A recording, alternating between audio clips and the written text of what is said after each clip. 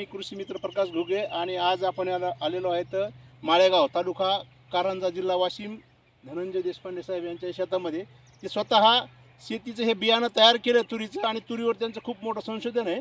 ते थोडीशी माहिती देतील शेतकऱ्यांना कशा प्रकारे हे लावायची तूर आपल्याला. तर एकंदरीत साहेब सर्व शेतकरी आलेले आहेत आमचे, त्यांना थोडीशी माहिती द्या. नमस्कार, मी धनंजय नारायण देशपांडे, राहणार माळेगाव तालुका कारंजा जिल्हा वाशिम.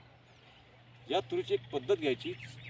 यात कोणत्याही जातीला लावायचं तर प्री मान्सून लावायचं. प्री मान्सून म्हणजे मॅक्झिमम मे महिन्यापासून 1 मे पासून तर 20 मे पर्यंत या तुरी लागवड करायची.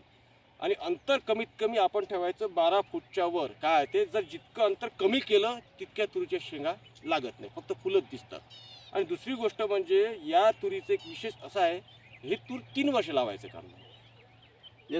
एकदा लावल्यावर हे तूर 3 वर्ष लावायचं काम नाही. याचा एक फरक कसा आहे, लोक समजत नाही 3 वर्ष काय. ज्या तुरीचं बूळ जास्त मोठं झालं ती तूर मरत नाही. तिचं प्रश्नच नाही काय. ही सध्या तूर लावली आहे की बेडवर, ही सध्या तूर खालीच तूर लागवड आहे. कोण म्हणते बेडवर, तसं नाही. लवकर लावा, बेड लावा, चाहे नोका लावू, खालीच तूर लावा, चालते आपलं. फक्त गेसिंग एकच आहे तुरीमध्ये. तूर लावताना 2च बिया लावायच्या आणि अंतर एक 1.25 फूट 1.5 फूट ड्रिपर आपला आहे तेवढं त्या हिशोबाने आपण तुम्ही घेऊ शकता. आणि आंतरपिकाचं आंतरपीक मग तू सोयाबीन घेऊ शकता ना. दुसरं काही हळद वगैरे काही नाही. हा, हळद घेताना एक गेसिंग आहे. हळद घेताना तुरीची सूर्यासमोर लागवड करायला लागते. सूर्यासमोर पूर्व पश्चिम लागवड करायची. आणि हळद जर नाही घ्यायची तर उत्तर दक्षिण लागवड करायची. पण माझ्या हिशोबामध्ये तुम्ही लागवड उत्तर दक्षिणच करायची तुरीची स्पेशली. त्याला कारण आहे एक, ज्यावेळेस सूर्य 12 वाजता येतो त्यावेळेस तुरीला पूर्ण तिला सूर्यप्रकाश मिळतो. 2 तासानंतर सूर्य इकडला वापसा होत नाही. वापशाचा फरक आहे मेन तुरीवर, बाकी काहीच नाही. तुम्ही जर सूर्यासमोर घेतलं तर 100% वापसाच उतरेल तुरीचा. वापसा झाला की फुल राहते, म्हणजे वापसा कंडिशन. वापसा कंडिशन घ्यायचीच नाही तुरीची. तुरीला उत्तर दक्षिण लागवड करायची. सगळ्यात मेन हळदीवाल्याला फक्त घेऊ शकतो. हळदीवाल्याला तुम्ही सूर्यासमोर घ्या. आणि मग हे असं क्षेत्र निवडावं लागेल आपल्याला की हे कंटिन्यू 3 वर्ष घ्या. हा, बस त्या हिशोबाने 1 एकर कुठे घ्या, 10 गुंठे घ्या, 20 गुंठे घ्या. आणि आपण खताचे नियोजन कसं करतो, एकरी आपण एक सरळ खत देऊन टाकतो, तसं करायचं नाही. 50 किलो युरिया घ्यायचा, 50 किलो पोटॅश घ्यायचं, 50 किलो विसू याचे 3 भाग करायचे. किंवा आता या तुरीला, माझ्या तुरीला फक्त 1 पोतं खत दिलं आहे.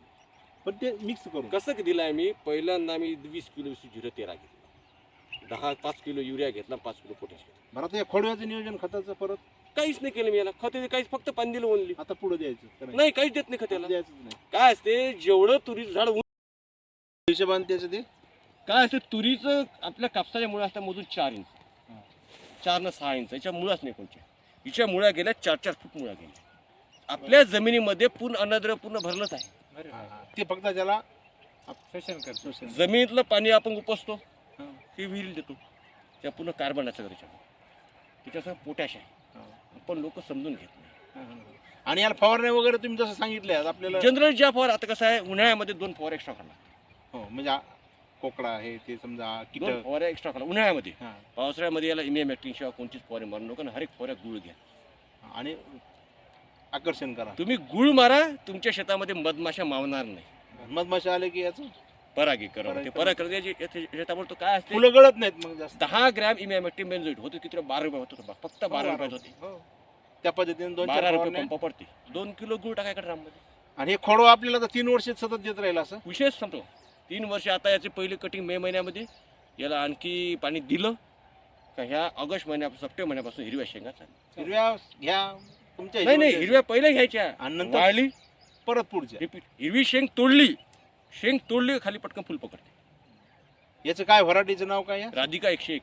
राधिका 101. आणि इतर लोकांना कधी बियाणं आपल्याला इथं नाही, आले बियाणं मिळेल, पण पण मे महिन्यात लागवड कराल तर बियाणं मिळेल. नाही नाही तर बियाणं मिळणार नाही. एका एकराला 1 किलो तूर लागते, पण 200 ग्रॅम तूर एक्स्ट्रा तूर पाहिजे. 1.25 किलो. बस 1.25 किलो तूर. तर धन्यवाद. आम्ही इतर शेतकरी आणले होते, हे आपले दाब्याचे दिगंबर भाऊ गवळी, त्याच्यानंतर संतोष पाटील बोरव्याचे, हे मिलिंद आठवळे, आणि जे आपला व्हिडिओ घ्यायलेत ते स्वतः शेतकरीच आहेत. आणि खूप मेहनत करून हळदीवर पण त्यांनी. माझं म्हणणं काय, शेतकऱ्याला जर खोडवा तूर घ्यायची तर एकदा त्यांनी या प्लॉटला व्हिजिट द्यायची. एकदा गेल्यावर मग पूर्ण त्यांचं माइंडसेट क्लिअर होतं. क्लिअर माइंड होऊन जातं. चला, धन्यवाद साहेब, आम्हाला तुम्ही माहिती दिली. धन्यवाद.